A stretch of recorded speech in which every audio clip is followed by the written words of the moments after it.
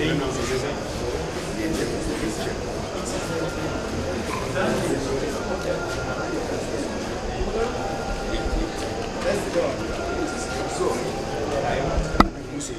evening and thank you so much for watching Church of Uganda Family TV. Majorly coming to you live from Namugongo, the Anglican site, where we have been here stationed today, updating you on everything that has been happening here today. So today we started with the men's conference in the morning. We have been having also the choirs practicing the whole day. We also had a press conference that was joined by the Archbishop of the Church of Uganda, the Most Reverend Kazimba Mugalu, who was joined by the bishops of the Eastern Cluster that is organizing this major event. So the preparations are in high gear and we're anticipating a very marvelous event. And today with me here, I'm joined with Bishop Samuel Bogere Egesa and Justice Ogola, the people on the organizing committee. You're most welcome, Bishop. Thank you very much. You're most welcome. Thank you, Luke. It's a pleasure to be here. Thank you. So, Bishop, how is the atmosphere right now? Well, as I speak right now, you just need to be here in Namugongo. This year is going to be very special, very unique. You can't imagine the people we have here, almost 10,000 around. We are expecting not less than 40,000 pilgrims come Saturday, 3rd June 2023. And it is very special in such a way that this year around, the sitting arrangement is very comfortable. Where we seated here, this is what we call the amphitheater. And now the amphitheater can accommodate over 2,000 people. They sit, they see, they listen. So that alone makes it very special. And the eastern region, you have very different ethnic groups, and they are all here. We have a 400-member mass choir, and they're already here. They have been practicing. That's interesting. So, Justice, how many pilgrims do we have so far here? We won't have exact numbers off our head. We've been registering them, but what I can tell viewers is that we have pilgrims from every corner and every nook of Uganda. We have them from Ankole and Kigezi. They were the first ones to arrive here a couple of days ago. We have mass groups from Busoga, Bukedi, Sebei, Bugisu, Karamoja. They are all here, and more are coming. We have them from the north, but people from Acholi and Lango, they came. I would say that maybe we are getting over half. But certainly by tomorrow, Friday, we may be 3/4 of the way there. And as the bishop said, we're expecting in total 40,000. So we have a large number of pilgrims here. So since it is a huge number coming in, flowing in, how are we certain of the safety and all those things? Safety, security is a top on our agenda. Because these people are here, many people. And don't forget that next door, we also have another shrine, the Catholic shrine. So this whole village of Namugongo, from this end to the other end, we are going to have millions of people here.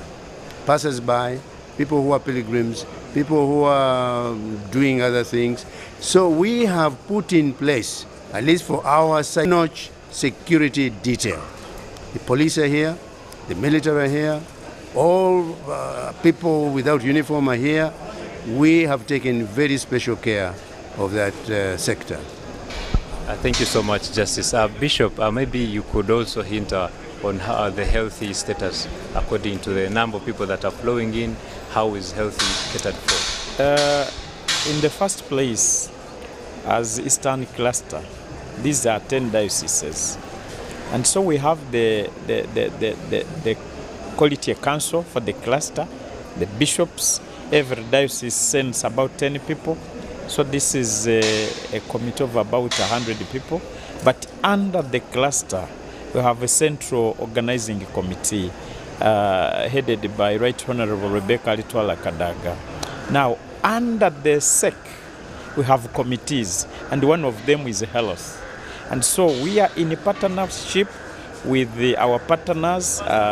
We have Mengo Hospital here. There is a health camp here. We have Uganda Protestant Medical Bureau. We have very many other partners in the areas of health. So we are also set for the health. Especially we can give people first aid. The people are being they are doing examination of various illnesses, including people who are looking at people's, let us say, high blood pressure, diabetes, and what. So we are set. Look, I may add to that one. We are going to be having free dental care. We are going to have people's eyes examined. And that group, I say they will give glasses out for free. So come have your examinations here. Come have your pressure here. Emergencies will be taken care of. It's again in top notch. That's a concern that we have taken care of too. So Justice, today we've been here the whole day, and a little bit of rain came in, and there was little concern about the upper part where there is no amphitheater. There's no roof. Where there is no roof. So what if it rains that day? That would be wonderful. That is a blessing. In Africa, rain is a blessing. But let me be serious about this one. We are coming here, pilgrims, not to a 5-star hotel. We should not expect that kind of facilities. Remember why we are coming here. The 45 that came here, in fact, were dragged on their backs. They were not even allowed to walk. They were dragged from Namugongo to here, and other people who were killed here would come on their backs. That, by the way, is why this place is called Namugongo, because Mugongo is the back. These people came in pain. So what is a little rain? They didn't have umbrellas, the matters. They didn't come with raincoats. So what is a little rain if you come to rededicate ourselves? We come to redevote our walk with Christ. We come to suffer a little bit of what the pilgrims suffered. A little rain is okay. That's interesting from you, Justice. So, Bishop, we're left with just hours now to the D-Day. Yes, what programs are left before the main event? Well, in the first place, you know the church is very organized. All of things are done decently and in order. So we had a program. On 27th, we had children here, over 1,600. On 28th, we had the youth here, over 1,400. Today, we had the men, Fathers Union and the men. Over 600 men were here. Tomorrow, we are going to have Mothers Union and women. Then, at night, tomorrow, we are going to have a grand overnight prayer, praying for people, exercising healing and deliverance. People are going to be healed here. And so we have a good program. Then the D-Day, of course, our preacher, the Most Reverend Dr. Foley Beach, and the main celebrant, the Most Reverend Dr. Stefano Kazimba Mugalu, the Archbishop of Church of Uganda. So I think we are set, and I want to encourage people to come in big numbers. This is going to be a very special day. We have a choir of 400 members, and you're already here. They have been practicing. I mean, people turn up in big numbers, and you'll be blessed. Indeed, when you talk of a blessing, today we saw the Archbishop giving a directive about the holy water. Yes, maybe for the person who was not here today, what does this directive mean to mostly the Christian? Well, what the Archbishop was saying is that people should not just look at water. In the first place, this water here, it was a well for people who were here those years, over 100 years ago. But it's the place where Mukajanga was the chief executor and his team. After killing people up there, they used to come down here, clean their spears, clean their swords, and so on. Now, when the These younger men, 45 of them, were killed here. People have faith, and actually people have testimonies to tell that when they take this water, they use it. People have wounds, they have got healed. People have issues, maybe some diseases, they get healed. So what the Archbishop was saying is that we should look at this water in the same way we look at Jesus Christ, because Jesus Christ, he says, is the water of living, is the life of living water. He also said it should be like that water that woman in the Bible, the Samaritan woman, waited for on the well of Jacob. But he also said we can even move a step ahead to package this water, put it maybe in bottles, and then we said this is Matters water from Namugongo. This is the only source of this kind in the whole world, not only Uganda, in the whole world. So that's what the Archbishop was saying. Look, my Thank you take so much. on this is this. People are going to be talking about science, but Namugongo is not about science. Namugongo is about faith. And what the bishop just said now, these are symbols of one's faith. If you want to believe that faith, so be it.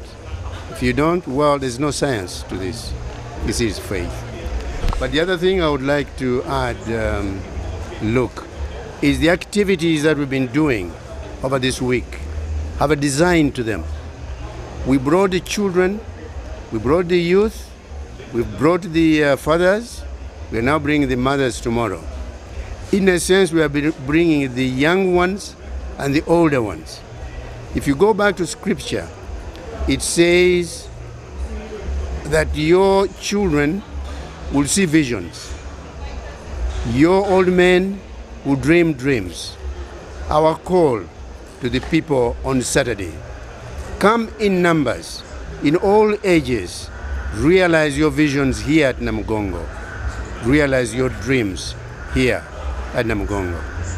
Yeah, thank you so much, Justice. Maybe before I get off you, could you comment about the traffic inconvenience, majorly on this route of Namugongo?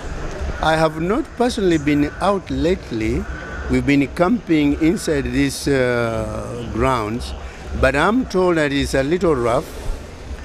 Traffic has been put out to allow people to trek, to allow people to walk. Again, when Matters came here, they did not come in cars and vehicles. They, as I said before, they didn't even walk. They were dragged here. So what inconvenience there is to the public of Uganda in terms of traffic, look at it from the point of view that we are doing that to allow the Saturday's event to take place in a big way. And Saturday's event is not for Matters of Uganda alone. It's attracting people from everywhere. It's now an international event. So allow the international community to look and to focus on the martyrdom here rather than on the traffic of Kampala. It's ugly traffic anyway. Thank you so much. It is always interesting speaking to Justice Ogolla. Yes, Bishop, as we conclude, maybe remarks to the people attending on 3rd. Thank you very much, Luke. In the first place, once again, I want to welcome the people who have already come here, and I want to encourage those who are watching and listening that let them come in big numbers. They are going to listen to the word. They are going to rekindle their faith. They are going to revive. They are coming here for renewal, because this is about faith. And you know, the word faithful comes from the word faith. So we are saying let people come in big numbers, because this time around they are going to see very many new things. Like we said, people from the eastern, very many tribes, and the people are ready to present. But also really, we want to thank God. People should come here to thank God, especially after His Excellence, the President of Uganda, signing the then bill of anti-homosexuality into law.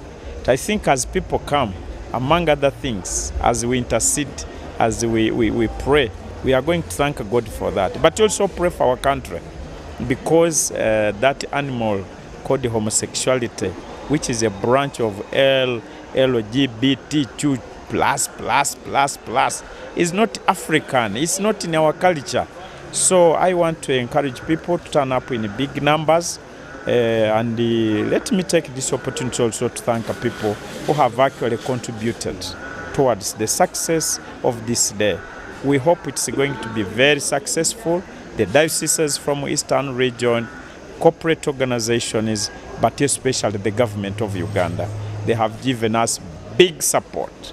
They have given us big support, and that's why we are saying we are above 90% set for the day. God bless you. Thank you so much, Bishop Egesa is the chairperson of the Eastern Cluster that is organizing today's this year's celebration, and Justice Ogola in charge of publicity on the committee. Daphne, can tell our viewers we are going to be here tomorrow and on the third day, on 3rd of June, giving you live updates until we are done. So for now, Daphne, back to you to the studio.